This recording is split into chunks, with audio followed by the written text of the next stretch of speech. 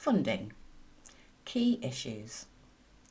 Specialist services led by and for black and minoritised women are a vital part of our sector and uniquely able to reach black and minoritised women, tackle the barriers they face to support and deliver expert support with an understanding of the dynamics of gender, racism and discrimination that shape their experiences.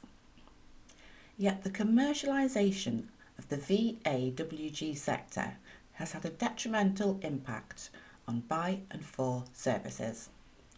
As the playing field is not level, by and for organisations are not able to engage on an equal footing because they do not operate economies of scale. These specialist services are inherently social value and community assets. They do not just deliver it as part of a business case, but over the past decade, competitive tendering and commissioning practices which prioritise cost-cutting rather than delivering value, quality and expert responses to black and minoritised survivors has had dire consequences for the survival of the by and for services they need.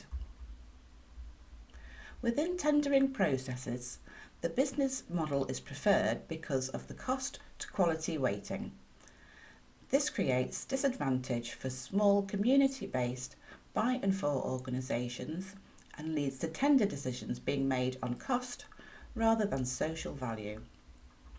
The issue is not isolated to problematic public funders and generic organisations. Whilst respecting specialisms is a well-established core principle within the VAWG sector, by and for services experience appropriation from white-led VAWG organisations too. Equitable distribution is only meaningful if it confronts the reality that black and minoritised women and their organisations do not begin at the same starting point as white counterparts.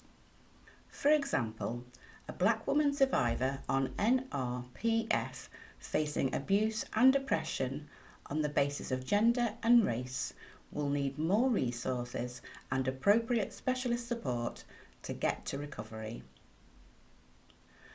A further example is the revolving door of privilege that white-led organisations hold in being in a position financially and structurally to be the lead partner on bids.